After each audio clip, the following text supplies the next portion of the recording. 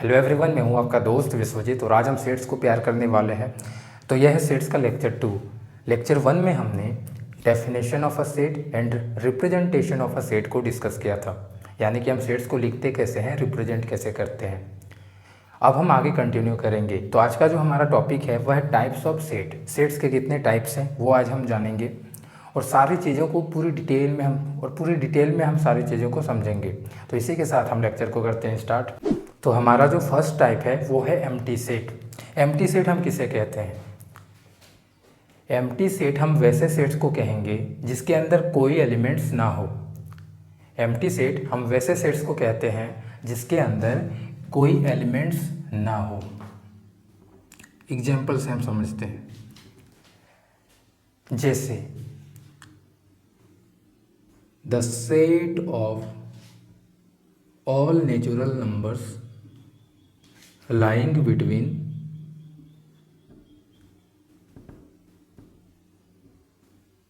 5 and 6। ठीक है, हमने सेट बिल्डर फॉर्म में लिखा है। ये क्या है? Set of all natural numbers lying between 5 and 6। आप ही बताओ, 5 और 6 के बीच कोई नेचुरल नंबर है क्या? कोई नेचुरल नंबर नहीं है। तो इस सेट के अंदर कोई एलिमेंट्स नहीं आने वाला। और अगर इस सेट के अंदर कोई एलिमेंट्स नहीं आने वाला तो ये हम क्या कहेंगे? ये एक एम्प्टी सेट है, हम इसे एम्प्टी सेट कहेंगे। और एक एग्जांपल से हम समझते हैं। हमने एक सेट लिया, इसमें वो वाले एक्स आएंगे such that x belongs to set of all real numbers and x square is equal to -5। इसमें वो वाले रियल नंबर्स आएंगे जिसका स्क्वायर करोगे तो -5 आना चाहिए। और हमें पता है ऐसा कोई भी रियल नंबर नहीं है जिसका हम अगर स्क्वायर करें तो एक निगेटिव नंबर आए। ऐसा कोई नंबर नहीं है जिसका हम स्क्वायर करते हैं तो वो निगेटिव आए। तो इस सेट के अंदर कोई एलिमेंट्स नहीं आने वाला, तो इस सेट को भी हम क्या कहेंगे? एम्प्टी सेट कहेंगे। ठीक है, एम्प्टी सेट को हम 5 से डिनोट करते हैं। एम्प्टी सेट को हम 5 से क्या करते हैं? डिनोट करते हैं, है ना। ये तो हमने सेट बिल्डर फॉर्म में लिया है। एम्प्टी सेट को हम रोस्टर फॉर्म में कैसे लिखेंगे? एम्प्टी सेट को हम रोस्टर फॉर्म में कैसे लिखते हैं? तो रोस्टर फॉर्म में हम क्या करते हैं? सेट को हम रोस्टर फॉर्म में, याद करो, हम सेट को रोस्टर फॉर्म में कैसे लिखते हैं? जो एलिमेंट्स आएंगे उस सेट में सारे एलिमेंट्स को हम कॉमा से सेपरेट करते हैं और कर्ली ब्रैकेट्स के अंदर लिखते हैं। यही है हमारा रोस्टर फॉर्म। और एम्प्टी सेट क्या है? एम्प्टी सेट वैसा सेट है जिसके अंदर कोई एलिमेंट्स ना हो। तो हम इसमें क्या करेंगे? इसे रोस्टर फॉर्म में हम ऐसे लिखेंगे, सिर्फ कर्ली ब्रैकेट से क्या करना है? रिप्रेजेंट करना है, अंदर कोई एलिमेंट नहीं होगा। ये क्या रिप्रेजेंट कर रहे हैं? एम्प्टी सेट को। ठीक है, तो यहाँ से हम लिख सकते हैं it is denoted by 5। Empty set को हम 5 से डिनोट करते हैं। एंड इन रोस्टर फॉर्म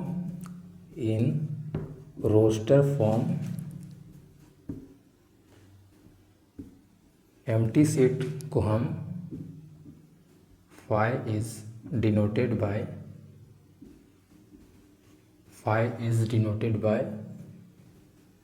ऐसे। ठीक है,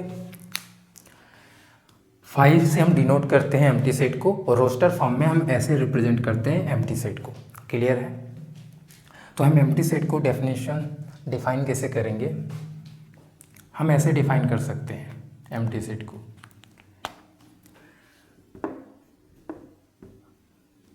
a set consisting of no elements, a set consisting of no elements is called the empty set। ठीक है, एम्प्टी सेट हम वैसे सेट को कहेंगे जिसके अंदर कोई एलिमेंट्स ना हो। ठीक है, हम कुछ और एग्जांपल से समझते हैं।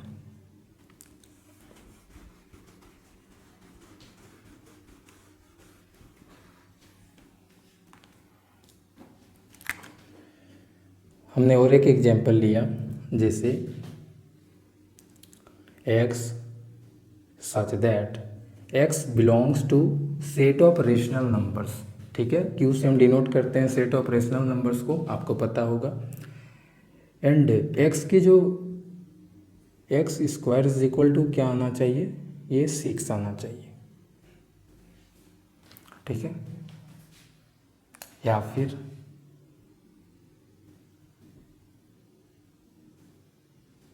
फाइव आना चाहिए। कोई भी हम एक नेचुरल नंबर ले लेते हैं। ठीक है, अब देखो ये क्या है, x such that x belongs to rational number. इसमें वो वाले रेशनल नंबर्स आएंगे जिसका स्क्वायर करोगे तो 5 आना चाहिए। ठीक है, तो x square is equal to अगर हम 5 करते हैं तो हमारा एक्स की वैल्यू क्या आएगा, +-√5। ठीक है, और +-√5 क्या है, +-√5 हमारा क्या है, इरेशनल नंबर है। ठीक है, लेकिन यहाँ पे सेट क्या रहा है, इसमें वो वाले रेशनल नंबर आएंगे जो x² इज इक्वल टू 5। ठीक है, तो x√5 और -√5 हमारा क्या है, इरेशनल नंबर है, रेशनल नंबर नहीं है। तो इस सेट के अंदर भी हमारा एक भी एलिमेंट्स नहीं आने वाला, और अगर एक भी एलिमेंट्स नहीं आएगा इस सेट के अंदर तो हम इसे एम्प्टी सेट कहेंगे। क्लियर है?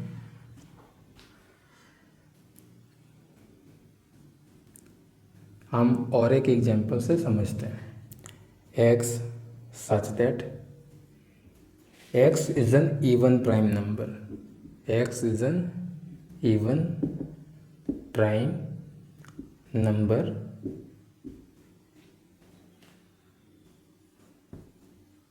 greater than 2, greater than 2।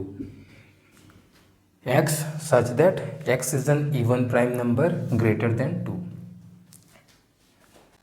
Prime numbers क्या क्या है, 2, 3, 5, 7, ये सब क्या है, प्राइम नंबर्स हैं। तो केवल 2 ही एक ऐसा नंबर है जो इवन है और प्राइम भी है। ठीक है, ओनली 2 क्या है, इवन प्राइम नंबर है। 2 से बड़ा जितने भी प्राइम नंबर्स हैं वो सारे ऑड हैं। ठीक है, इवन कोई नहीं है। तो इस सेट के अंदर भी हमारा क्या होगा, एक भी एलिमेंट नहीं आएगा। और अगर इस सेट के अंदर एक भी एलिमेंट नहीं आएगा तो हम इसे क्या कहेंगे, एक एम्प्टी सेट कहेंगे। तो हम इसे क्या कहेंगे, 5 से डिनोट करते हैं। ठीक है, क्लियर है? एम्प्टी सेट को द एम्प्टी सेट, हम एम्प्टी सेट के आगे द आर्टिकल यूज करते हैं। क्यों करते हैं, आप ऐसे देख सकते हो। हमने जितने भी एग्जाम्पल लिया है एम्प्टी सेट का, हम इसे क्या करें, 5 से डिनोट किए।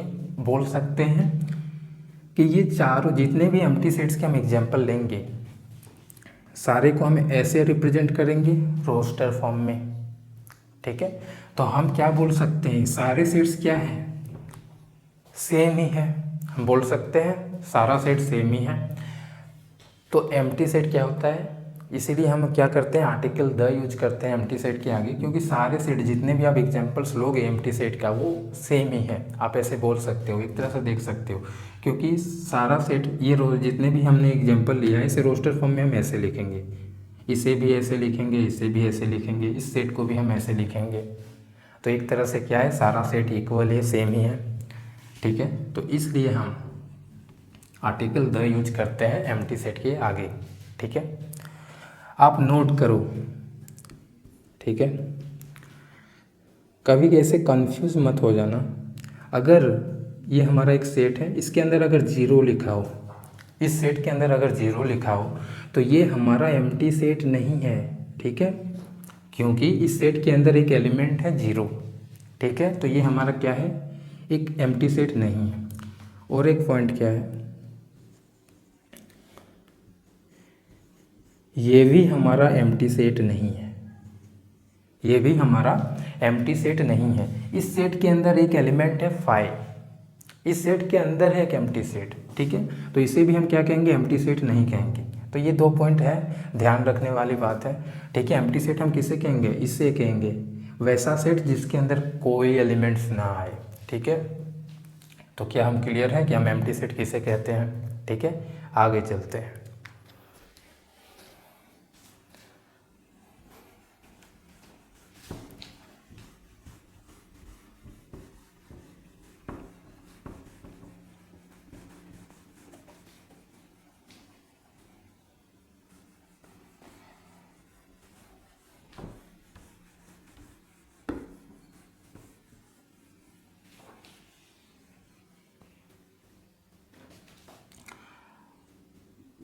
हमारा जो सेकंड सेट है वो है singleton set. Singleton set, singleton set हम किसे कहते हैं? हम वैसे सेट्स को सिंगल्टन सेट्स कहेंगे जिसके अंदर एक ही एलिमेंट्स हो, ओनली वन एलिमेंट्स हो, सिंगल एलिमेंट्स हो। वैसे सेट्स को हम सिंगल्टन सेट कहेंगे जिसके अंदर एक ही एलिमेंट्स हो। जैसे ये हमारा क्या हो गया, एक सिंगल्टन सेट हो गया। ये हमारा क्या हो गया, एक सिंगल्टन सेट हो गया।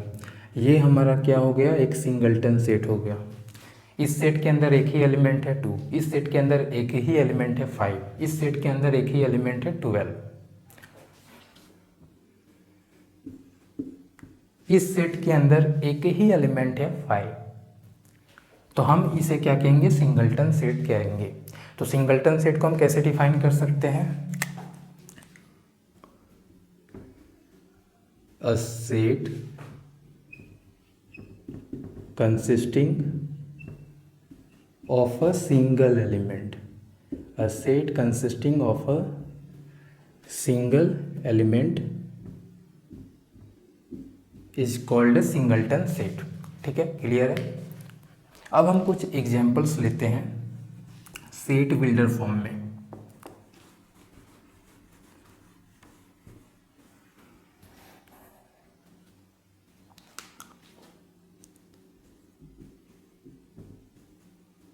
जैसे set of all natural numbers lying between 7 and 9। X क्या है, बिलोंग्स टू नेचुरल नंबर है, सेट ऑफ नेचुरल नंबर है। एक्स की वैल्यू क्या है, 7 और 9 के बीच। तो हमें पता है 7 और 9 के बीच एक ही नेचुरल नंबर है, वो है 8, है ना। तो ये एक्चुअल में क्या है, ये ठीक है। इस सेट के अंदर एक ही एलिमेंट आएगा 8। ये क्या है, हमारा एक सिंगल्टन सेट है। और एक एग्जांपल से समझते हैं, x such that x belongs to क्या है, नेचुरल नंबर है, and x square is equal to 25। अब इसमें वो वाले नेचुरल नंबर आएंगे जिसका स्क्वायर करोगे तो 25 आना चाहिए।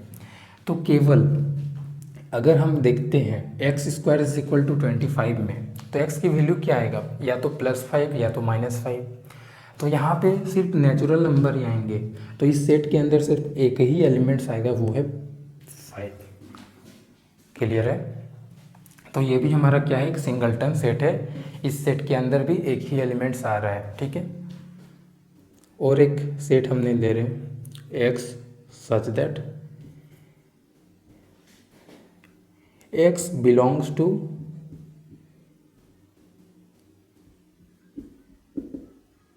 Even prime number.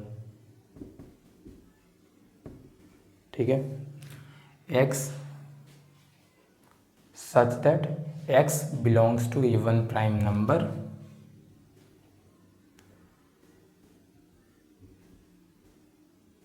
And x belongs to natural number. तो इवन प्राइम नंबर एक ही है, वो है 2। ठीक है, वो है 2। तो इस सेट के अंदर सिर्फ एक ही एलिमेंट आएगा, वो है 2। तो इस सेट को भी हम क्या कहेंगे, एक सिंगल्टन सेट कहेंगे। ठीक है, क्लियर है? क्या हम क्लियर है? और एक एग्जांपल हम ले लेते हैं, x such that x belongs to natural number and x -2 is equal to 0।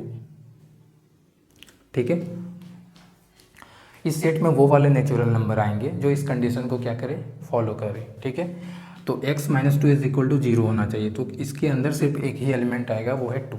ठीक है, तो ये भी हमारा क्या है, एक सिंगल्टन सेट है। ठीक है, तो क्या हम क्लियर हैं कि हम किस सेट को सिंगल्टन सेट कहेंगे? हम वैसे सेट्स को सिंगल्टन सेट कहेंगे जिस सेट के अंदर एक ही एलिमेंट्स हो, सिंगल एलिमेंट्स हो। ठीक है, आगे चलते हैं।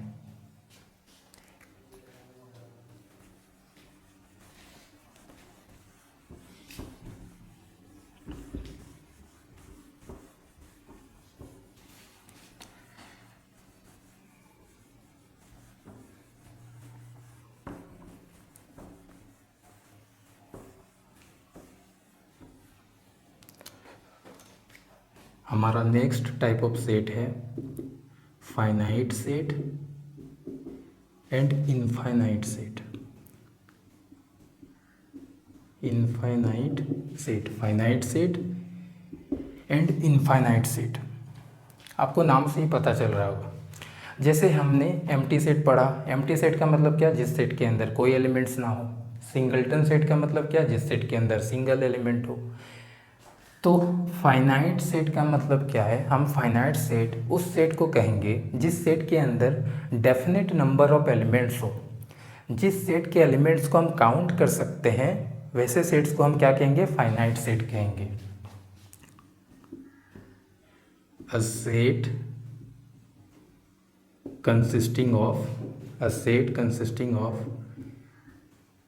definite number of elements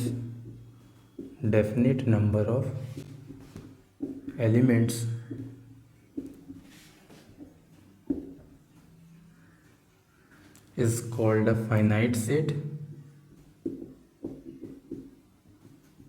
ठीक है, जिस सेट के अंदर डेफिनेट नंबर ऑफ एलिमेंट्स होंगे उस सेट को हम क्या कहेंगे, फाइनाइट सेट कहेंगे। या फिर सिंपली ऐसे आप समझ सकते हो, जिस सेट के एलिमेंट्स को हम काउंट कर सकते हैं। ठीक है, वैसे सेट को हम क्या कहेंगे, फाइनाइट सेट कहेंगे। और जिस सेट के एलिमेंट्स को हम काउंट नहीं कर सकते हैं उसे हम क्या कहेंगे, इनफाइनाइट सेट कहेंगे। ठीक है, otherwise the set is called a infinite set। ठीक है, एग्जाम्पल से समझते हैं।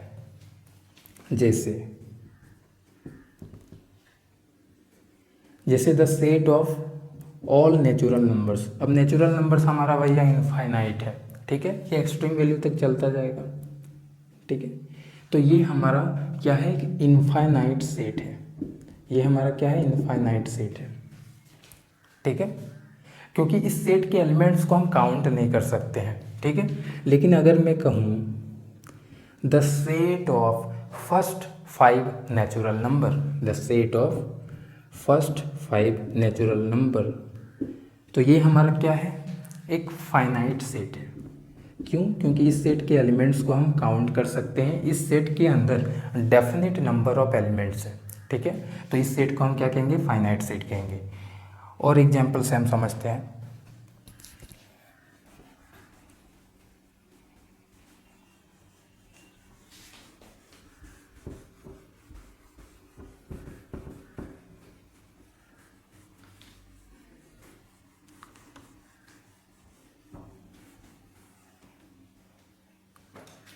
जैसे ये जो हमारा है ना, ये एम्प्टी सेट हमारा क्या है, फाइनाइट सेट है। आप नोट कर लो, एम्प्टी सेट क्या है, empty set is a finite set.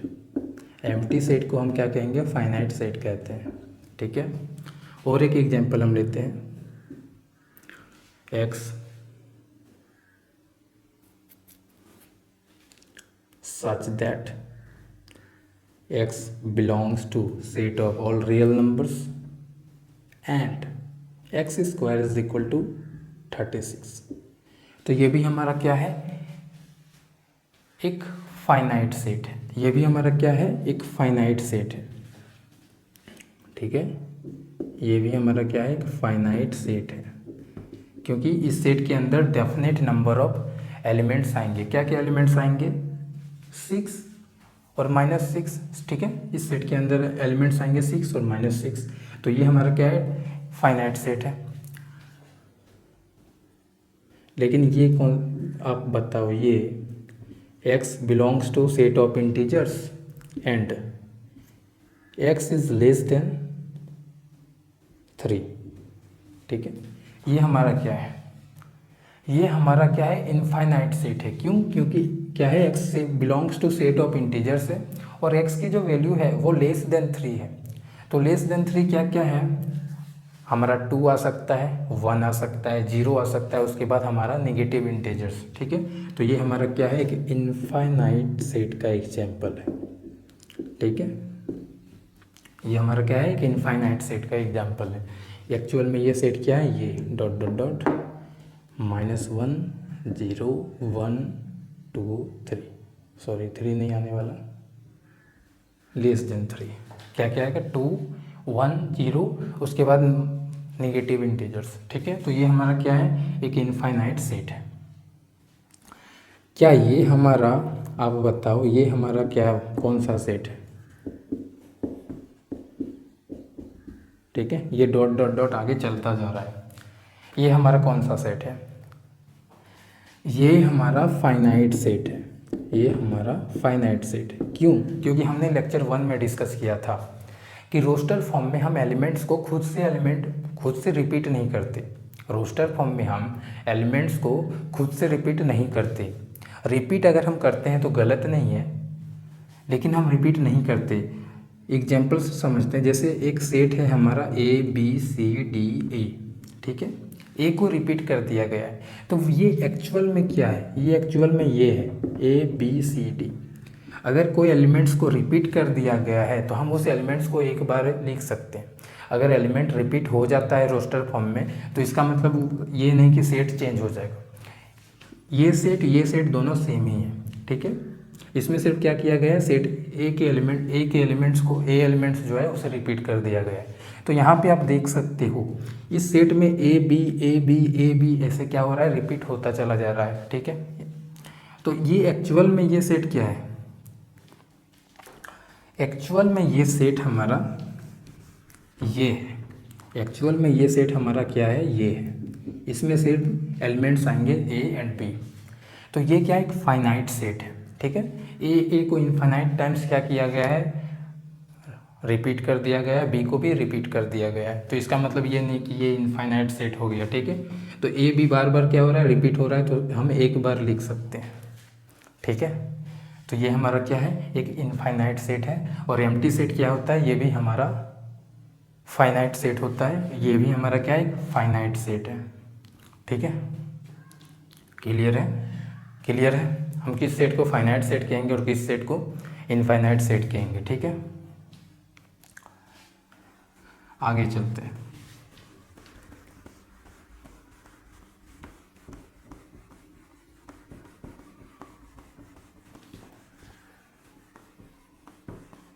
हमारा नेक्स्ट टाइप ऑफ सेट है इक्विवेलेंट सेट।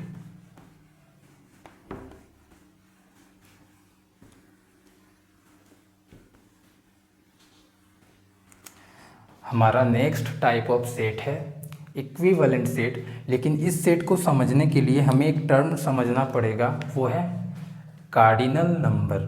ठीक है, अगर आप कार्डिनल नंबर को नहीं समझोगे तो फिर इक्विवेलेंट सेट आपको समझ नहीं आएगा। ठीक है, तो इसलिए हम सबसे पहले समझ लेते हैं कि कार्डिनल नंबर क्या होता है। कार्डिनल नंबर, और कार्डिनल नंबर जो होता है वो सिर्फ फाइनाइट सेट का होता है। क्यों होता है ये हम समझेंगे अभी।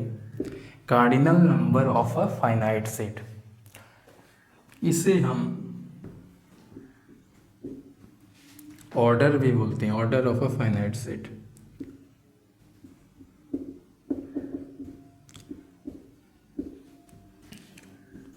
इसे हम कार्डिनलिटी भी बोलते हैं, कार्डिनलिटी भी बोलते हैं।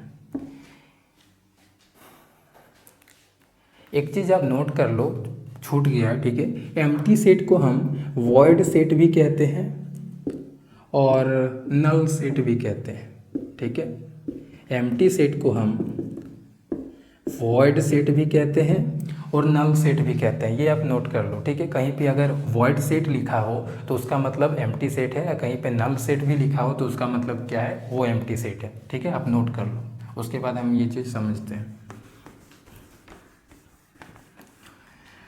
तो कार्डिनल नंबर क्या है। ठीक है, सपोज हमारे पास एक सेट ए है, इसके एलिमेंट्स है ABCDE। ठीक है, हमने एक सेट ए लिया है जिसका एलिमेंट है ABCDE। ठीक है, और एक हमने सेट लिया है बी, एलिमेंट है हमारा 1 2 7। ठीक है, क्लियर है। एक सेट हमने ए लिया है, एलिमेंट है ABCDE और एक सेट हमने B लिया है, एलिमेंट है 1 to 7। तो total number of distinct element set ए में कितने हैं वो हमें देखना है। तो सेट ए में total number of distinct elements कितने हैं, 1 2 3 4 5, ठीक है। ABCD इसमें क्या है, 5 एलिमेंट्स हैं। तो सेट ए का कार्डिनल नंबर हो जाएगा 5, ठीक है। क्या हम समझ पा रहे हैं? सेट ए में जितने total number of distinct elements होंगे वही हमारा क्या होगा, कार्डिनल नंबर होगा उस सेट का। तो सेट ए में 5 एलिमेंट्स हैं, तो सेट ए का कार्डिनल नंबर हो जाएगा 5, ठीक है। सेट बी में 3 एलिमेंट हैं, डिस्टिंक्ट एलिमेंट्स को हम देखते हैं। सेट बी में हमारा 3 एलिमेंट है, तो सेट बी का कार्डिनल नंबर हो जाएगा 3। अगर हमारे पास एक सेट सी है, एलिमेंट है 1 2 1 2 1 2, ये, ठीक है। तो इसका कार्डिनल नंबर आपको बताना है। तो इसका कार्डिनल नंबर 6 नहीं होगा। आप ऐसे नहीं बोल सकते कि इस सेट में 6 एलिमेंट्स हैं तो इसका कार्डिनल नंबर 6 हो गया। हम डिस्टिंक्ट एलिमेंट्स को देखते हैं, इसमें डिस्टिंक्ट एलिमेंट्स सिर्फ 2 ही है, बाकी 1 को रिपीट कर दिया है 3 बार, 2 को भी रिपीट कर दिया है, ठीक है। तो एक्चुअल में ये सेट है क्या, ये, ठीक है। तो सेट सी का कार्डिनल नंबर क्या है, 2 है, क्योंकि इसमें 2 एलिमेंट्स आ रहे हैं, 2 डिस्टिंक्ट एलिमेंट्स आ रहे हैं। अब हम देखेंगे कि हम किसी सेट के कार्डिनल नंबर को कैसे डिनोट करते हैं। सपोज हमारे पास एक सेट ए है, ठीक है। तो सेट ए के कार्डिनल नंबर जो भी होगा, तो सेट ए का कार्डिनल नंबर को हम Na से डिनोट करते हैं, number of elements, number of distinct elements in set ए, ठीक है। Na से क्या करेंगे, हम इस सेट के कार्डिनल नंबर को डिनोट करेंगे। जैसे हमारे पास एक सेट बी है, तो सेट बी के कार्डिनल नंबर्स को हम Nb से डिनोट करेंगे। ओ ए से भी आप डिनोट कर सकते हो Na की जगह, ओ बी से भी आप डिनोट कर सकते हो Nb की जगह, मतलब कि ऑर्डर ऑफ सेट बी, ठीक है। तो कार्डिनल नंबर फाइनाइट सेट का ही सेट क्यों होता है, क्योंकि कार्डिनल नंबर क्या है, total number of distinct elements किसी सेट का। तो अगर इनफाइनाइट सेट रहेगा तो हम उस सेट के एलिमेंट्स को काउंट ही नहीं कर सकते, और जब हम काउंट नहीं कर सकते हैं तो हम उस सेट के कार्डिनल नंबर्स नहीं बता सकते, ठीक है। तो इसलिए हम यहाँ पे फाइनाइट सेट का यूज करते हैं, cardinal number of a finite set, ठीक है। क्या हम क्लियर है? अब हम समझते हैं इक्विवेलेंट सेट को, ठीक है।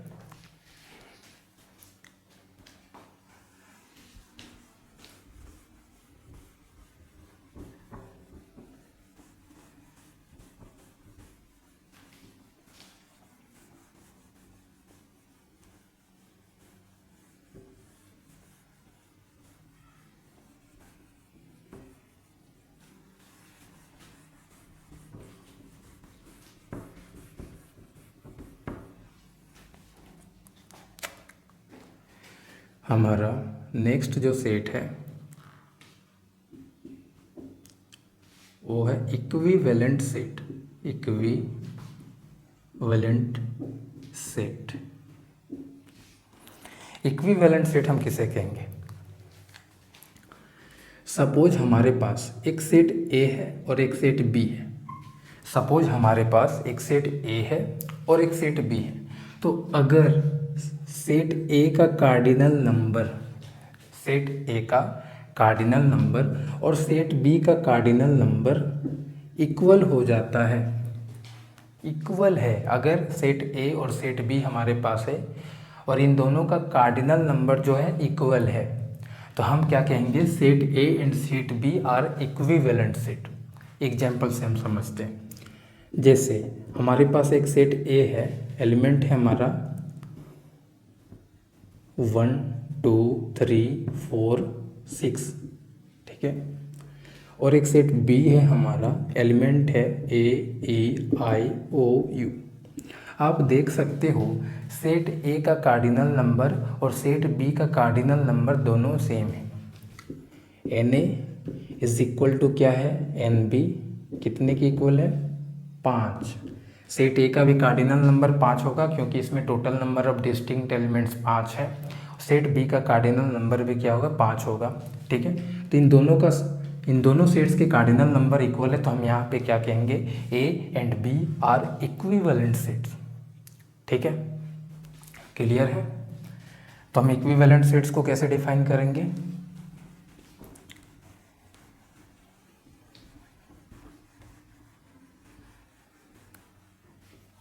हम इक्विवेलेंट सेट को ऐसे डिफाइन कर सकते हैं, two finite sets A and B are equivalent, ठीक है। दो फाइनाइट सेट्स हैं ए एंड बी, ये इक्विवेलेंट कब होगा, जब इन दोनों के if their cardinal numbers are same. ठीक है, मतलब कि जब Na इक्वल टू Nb होगा, तभी हम क्या कहेंगे, ये दोनों सेट क्या होगा, इक्विवेलेंट सेट होगा। ठीक है, और एक एग्जांपल से हम समझ लेते हैं। जैसे कि एक सेट ए है, एलिमेंट है हमारा 2 4 6 8 4 2, ठीक है। और एक सेट हमारे पास बी है 5 6 7 8। आप देख सकते हो इन दोनों सेट्स का कार्डिनल नंबर सेम है। सेट ए का कार्डिनल नंबर कितना है, एन इक्वल टू कितना है, आप देखो 1 2 3 4 और 2 को रिपीट कर दिया गया है। तो हमें तो पता है कि जो एलिमेंट रोस्टर फॉर्म में रिपीट होता है उसे हम एक बार ही काउंट करते हैं, लिखते हैं 1 2 3 4। तो एन ए हमारा है 4 और एन बी भी हमारा है 4। Total number of distinct elements in set B कितना है, 4। दोनों का कार्डिनल नंबर सेम है, तो हम यहाँ से क्या बोलेंगे, A and B are equivalent sets. आगे चलते हैं।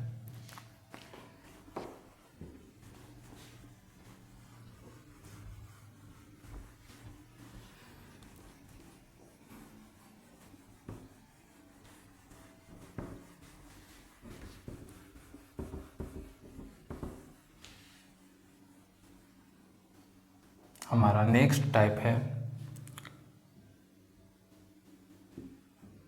Equal sets. इक्वल सेट्स हम किसे कहते हैं, इक्वल सेट्स हम किसे कहेंगे, सपोज हमारे पास एक सेट ए है और एक सेट बी है, ठीक है। तो अगर सेट ए का हर एक एलिमेंट सेट बी में हो और सेट बी का भी हर एक एलिमेंट सेट ए में हो, तो हम कहेंगे ए और बी क्या है, दोनों इक्वल सेट्स हैं। ठीक है, हम ऐसे डिफाइन कर सकते हैं, two sets A and B, two sets A and B are equal if they have exactly the same element। अगर हमारे पास एक सेट ए है और एक सेट बी है, तो अगर सेट ए का हर एक एलिमेंट बी में हो और सेट बी का भी हर एक एलिमेंट सेट ए में हो, तो हम क्या कहेंगे, ए और बी क्या है, इक्वल सेट्स हैं। एग्जाम्पल से समझते हैं। सपोज हमारा पास एक सेट है, एलिमेंट हमारा ये हमारा सेट ए है, ये हमारा सेट ए है, ठीक है। सेट ए हमने लिया है, एलिमेंट है LOYAL, और एक सेट हमने बी लिया, ठीक है। एलिमेंट है हमारा ALLOY। ये दोनों सेट क्या है, इक्वल सेट्स है। क्यों? क्योंकि देखो आप, ये सेट क्या है, LOYAL, एल को रिपीट कर दिया गया है, तो एक्चुअल में ये है क्या, ये है LOYA, ठीक है। ये एक्चुअल में है क्या, LOYA, इसके इक्वल है। ये क्या है, ए, इसमें एल को रिपीट कर दिया गया, ये भी क्या है, यही है L O Y। आप देख सकते हो सेट ए में जो एलिमेंट है एग्जैक्टली वही एलिमेंट सेट बी में है, और सेट बी में जो एलिमेंट है एग्जैक्टली वही एलिमेंट सेट ए में है। तो हम क्या कहेंगे, ए इक्वल टू बी। ठीक है, क्या हम क्लियर हैं? और एक एग्जाम्पल से समझते हैं।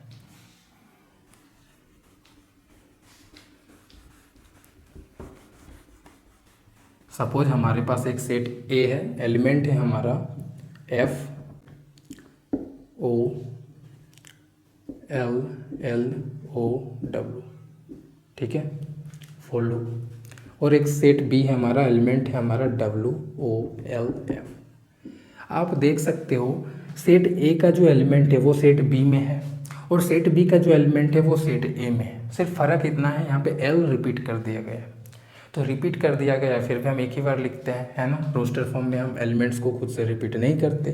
तो ये एक्चुअल में दोनों सेट क्या है, इक्वल सेट है। ए इज इक्वल टू बी है। क्यों? क्योंकि इन दोनों में एग्जैक्टली सेम एलिमेंट्स हैं। ठीक है, तो क्या हम क्लियर हैं कि हम किस सेट्स को इक्वल सेट्स कहेंगे। अब एक इम्पोर्टेंट पॉइंट नोट करने वाली बात है, आप नोट करो।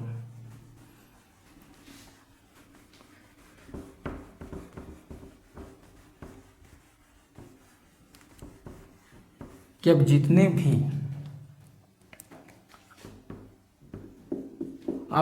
भी इक्वल सेट्स ले लो, ठीक है, वो सारे इक्विवेलेंट होंगे। जितने भी इक्वल सेट्स होते हैं वो इक्विवेलेंट होते हैं, क्योंकि उन दोनों का कार्डिनल नंबर सेम होगा। लेकिन जो इक्विवेलेंट सेट्स हैं जरूरी नहीं कि वो इक्वल हो। ठीक है, एग्जाम्पल से समझो। जैसे जितने भी सपोज हमारे पास एक सेट ए है, एलिमेंट है हमारा 1 2 3, और एक सेट हमारे पास बी है, एलिमेंट है 5 6 7। इन दोनों का क्या है, कार्डिनल नंबर सेम है। इन दोनों का कार्डिनल नंबर सेम है, तो हम क्या कहेंगे, ये दोनों को क्या कहेंगे, इक्विवेलेंट सेट कहेंगे। A and B are equivalent, ठीक है, कहेंगे। लेकिन ये दोनों इक्वल नहीं है। सेट ए का एलिमेंट सेट बी में नहीं है, सेट बी का एलिमेंट सेट ए में नहीं है, है ना। लेकिन जितने भी इक्वल सेट्स हैं, जैसे हमने एक सेट सी ले लिया है, A B C D element है हमारा, और एक सेट हमने डी ले लिया है, एलिमेंट है हमारा ए सी डी बी ए। ये दोनों क्या है, इक्वल सेट्स है। क्यों? क्योंकि सेट सी का एलिमेंट सेट डी में है, सेट डी का भी एलिमेंट सेट सी में है। यहाँ से क्या है, C is equal to D. तो आप देख सकते हो ये दोनों इक्वल सेट्स है और इक्विवेलेंट भी है। क्यों? क्योंकि सेट C का कार्डिनल नंबर कितना है, 4 है। NC हमारा कितना है, NC हमारा यहाँ से 4 है, और ND भी हमारा क्या है, 4 है। तो ये इक्विवेलेंट भी है। तो जितने भी इक्वल सेट्स होते हैं वो सारे इक्विवेलेंट होते हैं, लेकिन हर एक इक्विवेलेंट सेट, सारे इक्विवेलेंट सेट इक्वल नहीं होते। ठीक है, लेकिन इक्वल सेट्स इक्विवेलेंट होते हैं। और एक टाइप का हमारा सेट है यूनिवर्सल सेट, लेकिन हम इस सेट को नेक्स्ट वीडियो में पढ़ने वाले हैं, क्योंकि इस सेट को हम तब ज़्यादा अच्छा से समझ पाएंगे जब हम सबसेट्स को समझेंगे। तो नेक्स्ट वीडियो में हम सबसेट्स क्या होता है ये समझेंगे, पावर सेट क्या होता है ये समझेंगे। ठीक है, उसके बाद हम यूनिवर्सल सेट को समझेंगे। ठीक है, तो आज के लिए बस इतना ही। आई होप आज हमने जितने भी टाइप के सेट्स को डिस्कस किया है आपको क्लियर होगा। तो good luck and take care.